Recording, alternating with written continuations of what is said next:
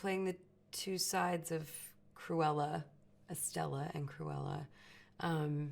It's been really interesting. It's also been interesting to kind of gauge the tone and how different they are. It's one thing to read it on the page, but it's another to really try to do it day in and day out. How much of Cruella is in Estella and how much of Estella is in Cruella. But I think it's kind of fantastic because it's the personification of those two sides of her hair. You know, there's kind of like the dark and the light. But one of the great things I think about the way that Estella, the original Cruella, is written is that she's not, if she's the white, she's not like this pure, sweet, kind of unattainably, perfect creature. She's full of vim and vigor, and she's feisty and smart and is a con artist. So she definitely has a lot of personality, which I love. To first see the entire look of Cruella together, I have to admit I took a lot of pictures. I did a lot of my I don't have social media, but I would imagine that when you do and you want to take pictures of yourself, that was like my day as Cruella. It was a very narcissistic day, which is perfect for Cruella. It was so cool. It was so cool to see, people that talented bring her to life in that way, and me get to just sit there and have this hair and makeup and these clothes put on me. It was, felt very lucky. I love that garbage dress. I hadn't seen it in person. I had seen pictures of it, so putting it on was just like mind-blowing, and a 40-foot train, and it's just, it's like things you only ever imagined and didn't think you would actually put on your body and carry behind you on a garbage truck. Yeah, and my favorite piece of clothing that they created was the coat at the very end of the movie. The coat in the last scene is just beyond stunning, and I am hoping they'll let me take it home with me, but I doubt it. Emma's character, the Baroness, is a dyed-in-the-wool, narcissistic, over-the-top, fashion-obsessed, Dalmatian-obsessed piece of work. And she's incredible to act with because A, she's Emma Thompson, but B, the character is just so hilarious and so cruel. And I feel like she really, it's called Cruella. It's about the making of Cruella, but she really is as it is explained later in the movie, she really is the OG. It's more intimate, Jasper and Estella's bond. I think there is love there. And so I got to do a few scenes with Joel that were, where we really get to look at each other and speak, and he's just so good. He's such a good actor. Always felt very lucky on those days. What I think Craig is really doing with this is something very fast-paced, very fun, filled with music, filled with great dogs that are very expressive in a way that is just, I love watching. And yeah, I just hope it's a real blast for people.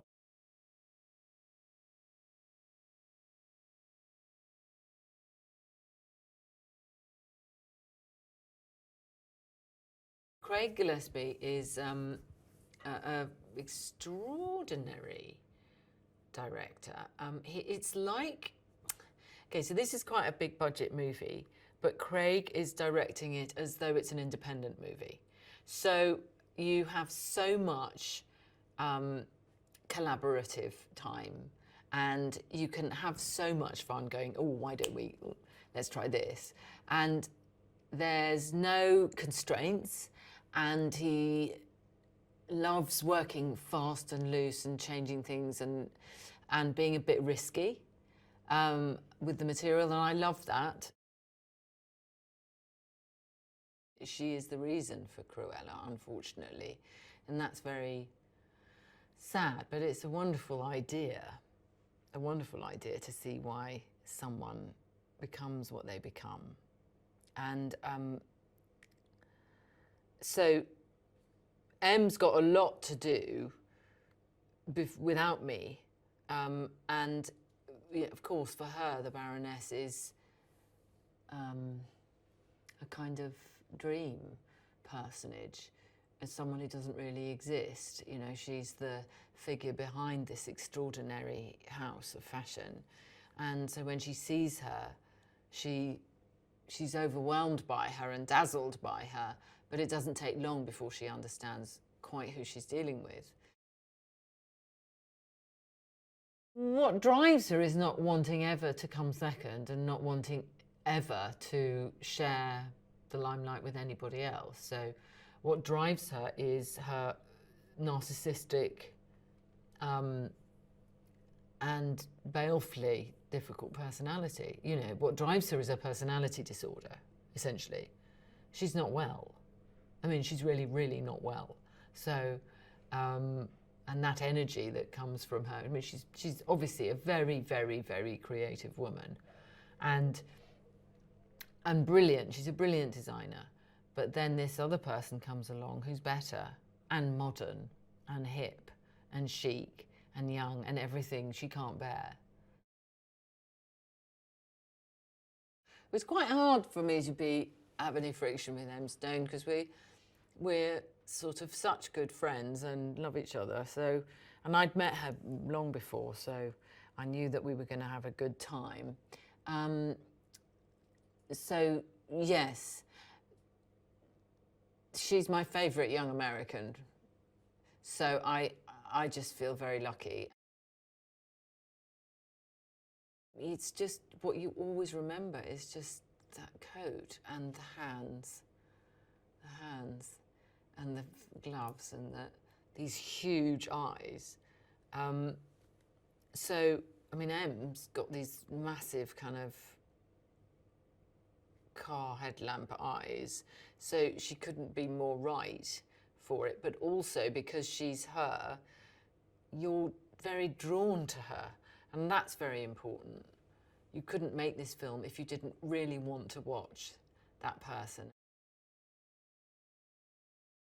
Oh, wonderful actors. There's so many fans. I mean, Joel Fry, Paul Walter Hauser, Mark Strong, every single part is so beautifully played. I mean, I can't tell you how much fun we've had when someone just comes on and gives of is a turn, you know, and is just brilliant and funny, terribly funny.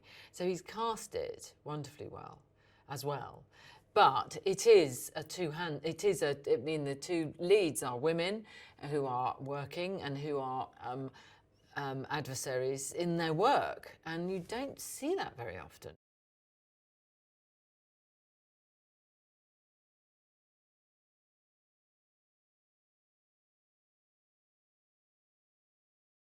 I'm really, really excited to be involved in Cruella.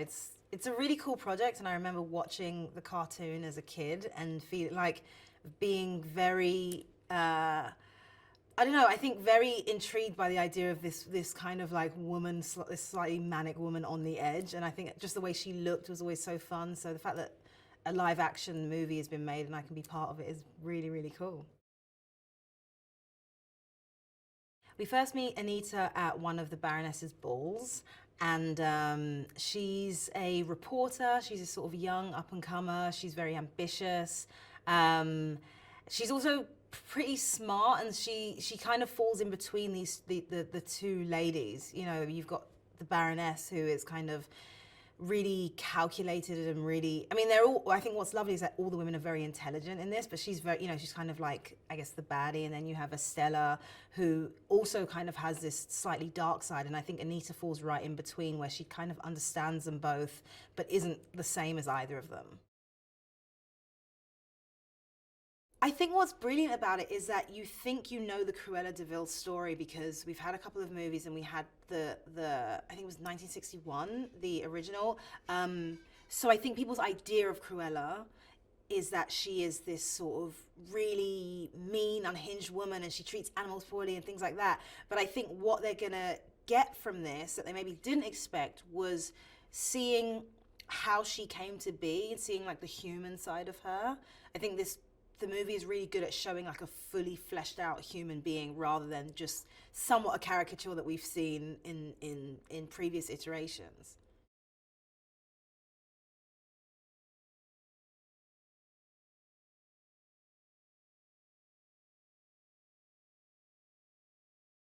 Craig, the director, and I had a conversation actually at the beginning about why Artie's relationship to Cruella was specific, in the sense that creative people can be temperamental, and she has her fair share of mood swings because she's so filled with passion and life that that's sometimes something that Jasper and Horace have a harder time understanding as to why. And I think there's also some statement in there about a woman being the boss over these two men and how comfortable they are with that. But I think my character Archie really understands where that is coming from, because when you have all these ideas bursting to get out and they can't, sometimes it comes out in the wrong avenue with a bit of attitude. But ultimately, she's just desperate to show the world who she is. What's been wonderful about shooting this has been the scale of it, because and the varying scale of it, because someday you can be on a massive set like in the interior of Hellman Hall or at the fashion show, and then other days you could be shooting a really intimate scene like in Artie's shop. And just because the scale does get really, really massive doesn't mean that any of the intimacies get lost, because all that character work is really embedded into it. So it's just another brilliant element that's added on top of everything else.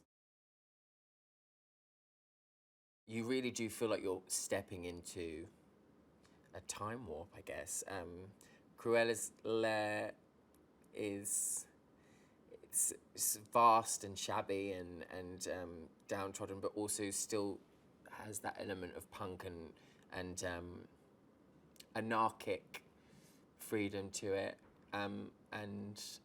And then my shop was one of my favourite places to shoot, obviously, because it was just filled with these little trinkets and details down to the very last, tiny, minute thing that perhaps you wouldn't notice at first glance, but if you really had a great look around, you'd see how much work went into stuff like that. The music really informs the film because of the period, and the period being the 70s, which is such an interesting time visually, but also sonically, because doing my research into the character, it was kind of hard to work out who was feeding into who the most. I think the fashion was really influencing the music, and the music was really influencing the fashion.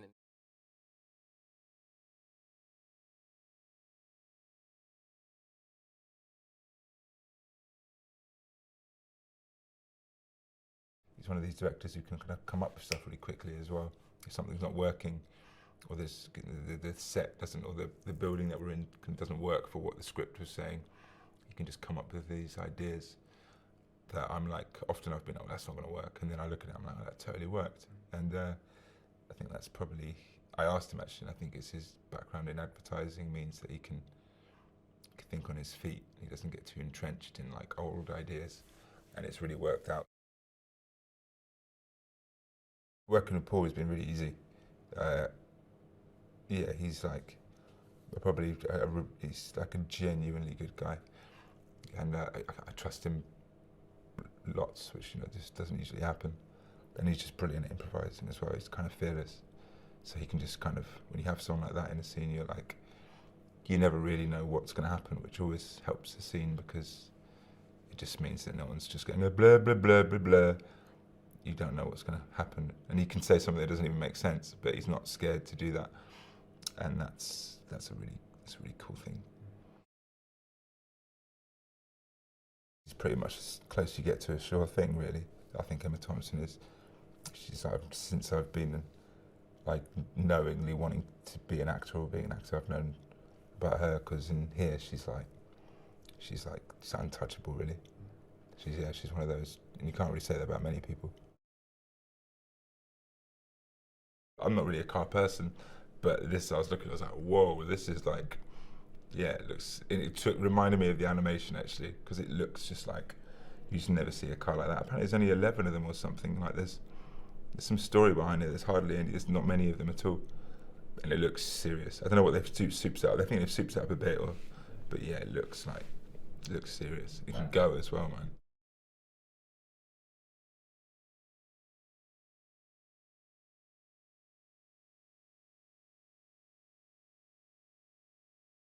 When I first read the script, I noticed that the film, like, it built. Everything was building to these big moments. And with a movie like this, like, that's what you want. You're putting your head in the mind of the moviegoer and saying, how do I feel on this journey?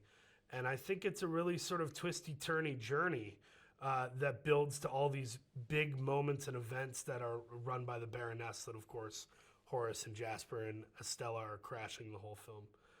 So I think I just responded to how big and fun it was, and the fact that there was an actual story woven throughout. It's not just us slipping on banana peels. It's like there's like a lot of heart, and there's a lot of humor and room for humor, because as Craig will tell you, he loves improv. So we're always showing up trying to think of something funny. There's power in numbers, so the young Horace and young Jasper were probably somewhat self-sufficient, but I think Estella is the real creative genius in that group. They're really more the sweat equity. She's the brain behind the operation. So when she joins their group and it becomes a trio, that's when they kind of find their outwitting of everyone, and they kind of come up together in the world of seedy crime. But I think the way the dynamic changes is when you see Estella start to change without giving anything away. As Estella starts to change, the friendship starts to change, and suddenly Horace and Jasper aren't sure if they like where the friendship is headed. It's like they're more employees rather than friends. I think the casting was really cool putting us next to each other. I think we look different enough that we look really good next to each other.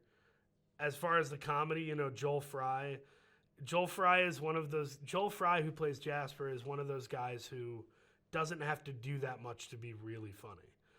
And I think that's also a British thing. British humor, it can be minimalist and it's uproariously funny. So I was really happy when I met Joel, and the moment we started playing around, we kind of got a feel for what the chemistry could be.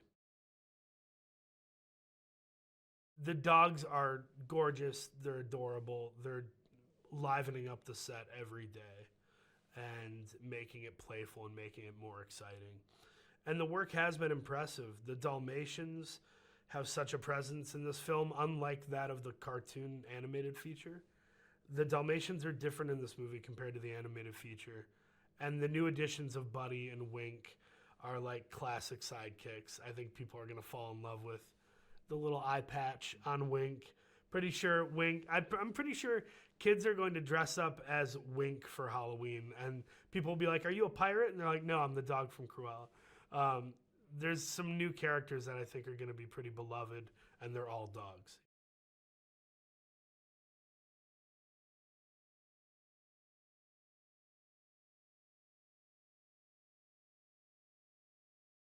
John the Valet's is a mysterious character because he's part of the Baroness's entourage.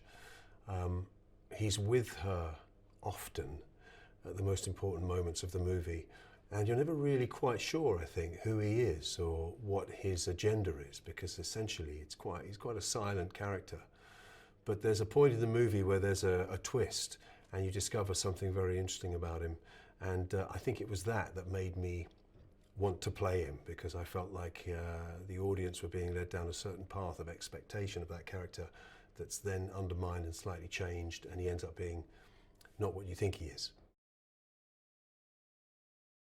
She's got great evil character to get her teeth into, and she plays it with a sort of combination of real charm and sort of seductive, wickedness that I think is just right. It's just delicious to watch.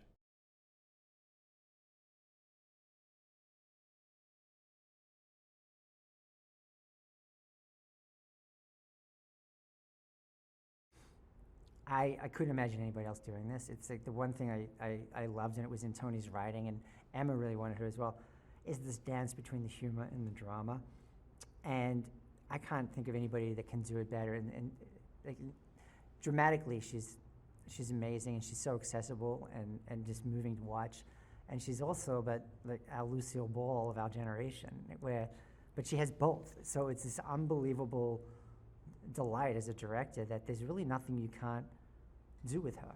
And she's such good instincts on both the comedic level and where to land the drama, and it's just a joy all the time. And she also, which was great on the set too, it's like we had the freedom that she could be spontaneous and improvise, and the other actors were great with that as well. So we would get these little bonuses and these gems of, when she gets to know her characters, just leaning into that.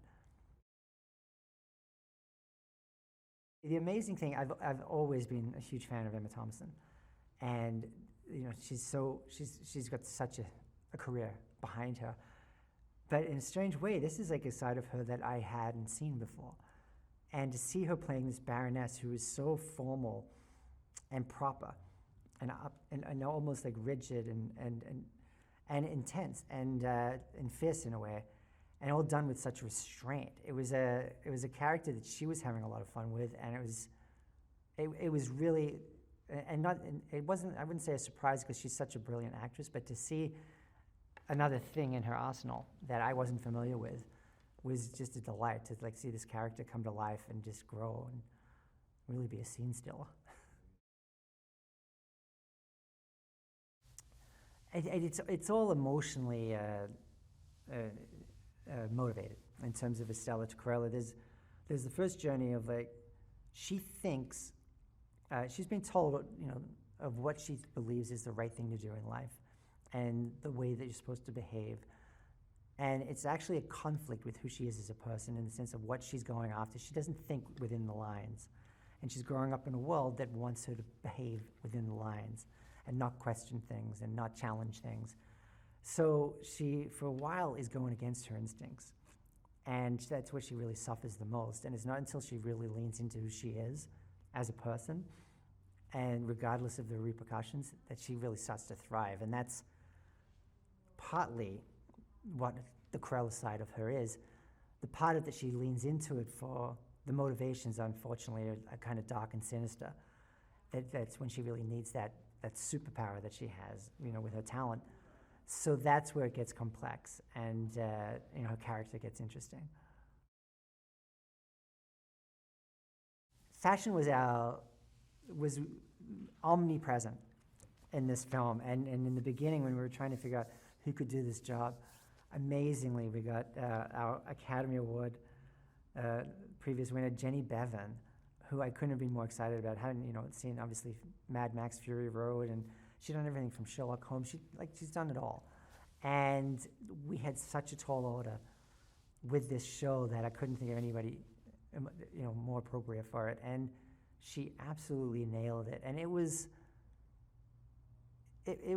kind of astonishing at times because she came in with not much time, honestly, and the amount of outfits that she had to figure out, and they really had to be a statement. And I know she even said it herself, this film was actually much more complex from the costume side, because not only were we doing characters and having to create characters with costume, they were both fashion designers, so they both needed their whole fashion line that I knew the audience would be very critical about.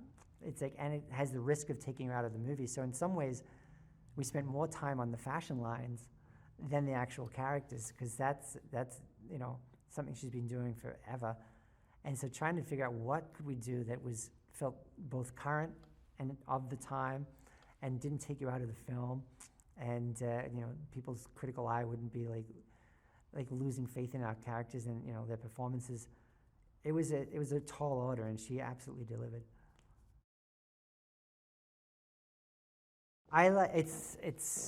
Immediately when it was 1970s London, it's a wealth of music going on in that period, and I knew there would be a lot of music in this. It helps set up the setting of where we are, and the time period. Being able to play the Clash, coming into some of these scenes, and Blondie, and Like it's like all that stuff that we're striving for with the sort of the attitude and that punk nature, we get to lean into there. And I also just love music and songs in the sense of like the juxtaposition. It's very much a Scorsese thing you'd see where you're putting songs against scenes that you don't expect. And it takes it to a different level, like where you're seeing something that feels like it's emotional and there's something kind of aggressive against it, something that's a little chaotic, and then we have something that feels sweet and light, you know. And it sort of throws the perception, and I love doing that within the film. It's like, I think we end up having like 48 songs in the range.